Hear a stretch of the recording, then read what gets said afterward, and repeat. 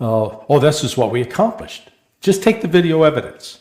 And so if Israel had actually hit these targets, I'm sure there would be videos surfacing because Iran doesn't have that kind of control over people's social media yet, that they'd be posting it up and man, there'd be flames going and bombs going off and, you know, it looked like that scene from Leslie Nielsen's movie, Police Story. Nothing to see here, folks, move along. But we didn't see that. So whatever Israel's intent was, I think their generals are sitting back, and I think the boys in the Pentagon too are going, oh, Jesus Christ. They stopped it. I mean, 100 planes and, you know, at least 100 missiles or more, and they stopped it. That, you know, I was extremely worried, and I just posted as well in my piece that I just put up, which was one reason I was late. Conversation with Alistair Crook yesterday about options. What were we going to see with Iran and with Israel, the responses? And this is the happiest of outcomes, because if Iran comes out of this unscathed, they're not going to have an incentive to launch more missiles and inflict significant damage on Israel. Israel's going to escape a bullet this time. Yeah. And you're absolutely right. Andre. Oh, okay. Go ahead. Go ahead. No, I mean, they're probably those generals sitting like this with fingers crossed, like, oh God, let it fail, because what is going to fly in response could be absolutely devastating for Israel, you know. So right.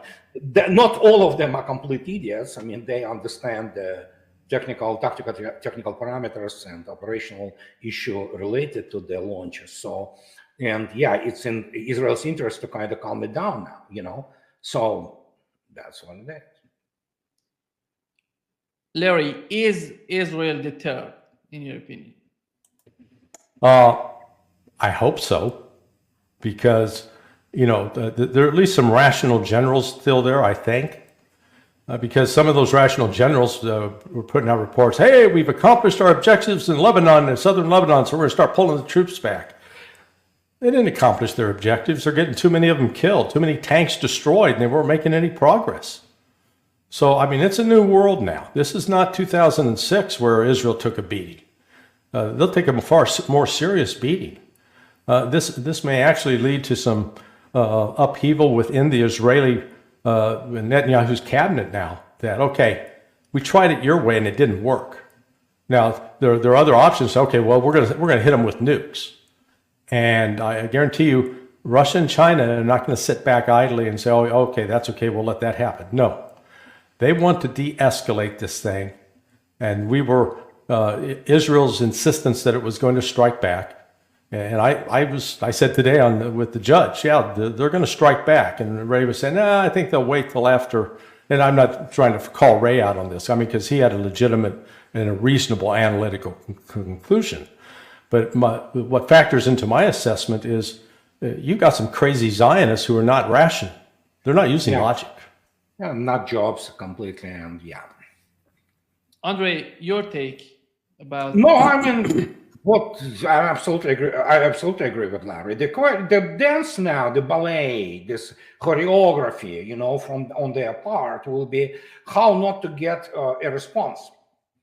Because if Iran would be really pissed off, we know it can absolutely, I mean, damage the, you know, obviously Iranians not going to attack the civilian areas, but they will respond to practically every single important military installation in Israel, including, by the way, the naval base, where they will sink pretty much most, well, I'm pretty sure they by now took out the whole Israeli Navy to the sea, you know, just to disperse and not be subjected to the response.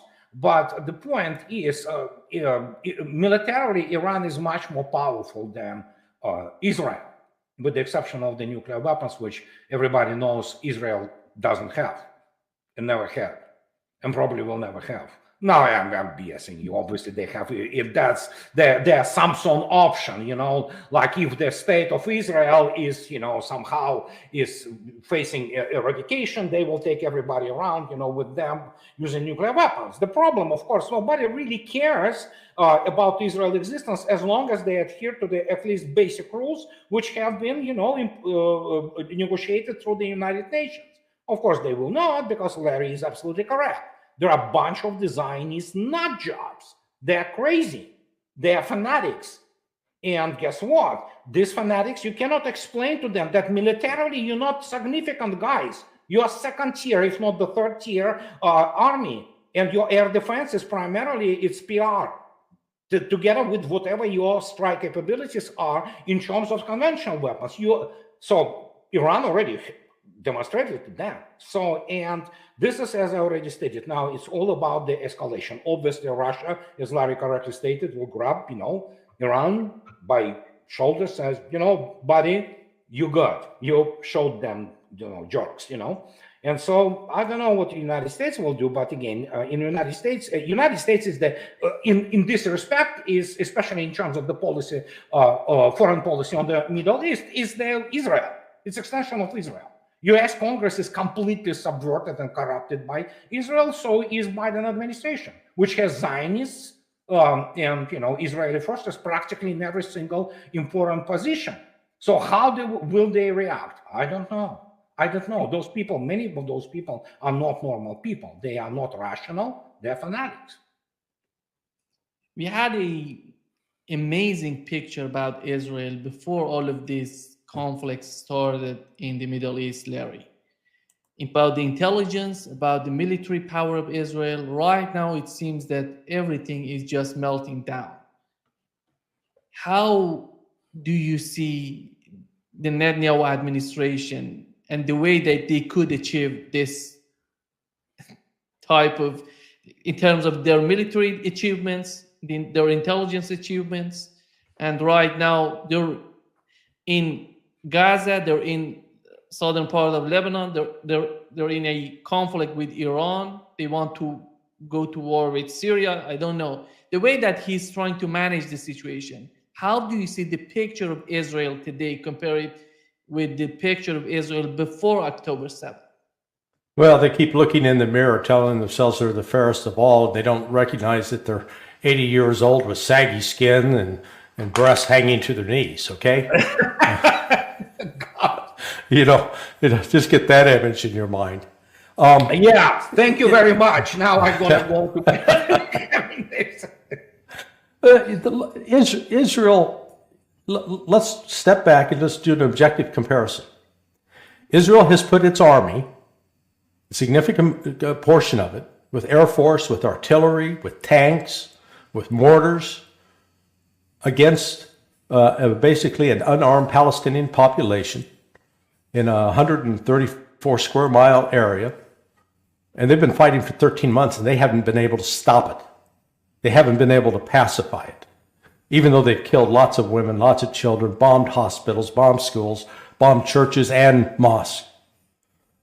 Russia, in just the past 2 months, in the Kursk area, has taken back territory twice the size of the Gaza Strip, going against actually well-armed troops that have tanks, that have some military experience, and the Ukrainians weren't able to stop the Russians. So just by virtue of comparison, Israel gets to pretend that it's the greatest military power in the Middle East simply because it's the big fat bully in the sandbox and all the other little kids are much smaller and don't have the same toys.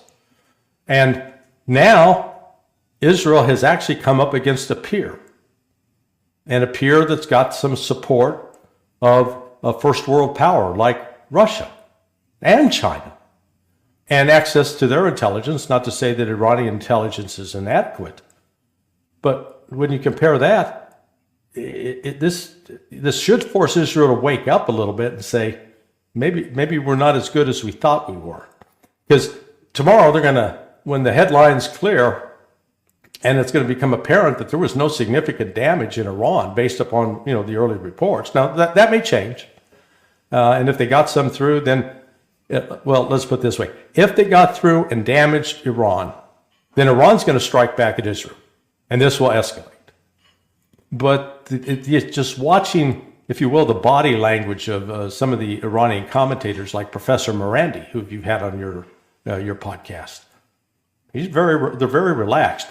You're not seeing any kind of panic, any kind of uproar, any kind of emotional outpouring on part of Iranians. They're like, hey, cue the Peggy Lee song. Is that all there is? Yeah. Andre, what would be the outcome of these interaction between Israel and Iran on the concept that the Arab states together with Turkey had on Israel? And right now it seems that the picture is changing in their mind. I have one guy from Iran. I have more people on my blog from Iran, but he is very active, a very intellectual, very well-educated man.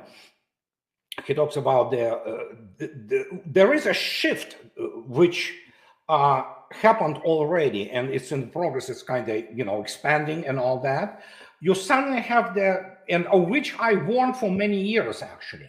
You have a Shiite state, Iran, standing up to Israel, and by the virtue of winning this fight, and winning it with the flying colors. Can you imagine what it happens now in Sunni environment there? They have been, Sunni Arabs have been boys for the beating. They've been beaten non-stop for decades. And suddenly you have the Shiite state advanced with advanced technology of own making, no less, okay? And having now two huge military and economic powers, as Larry correctly stated, behind them, China and Russia. This is a different game in the... This is not...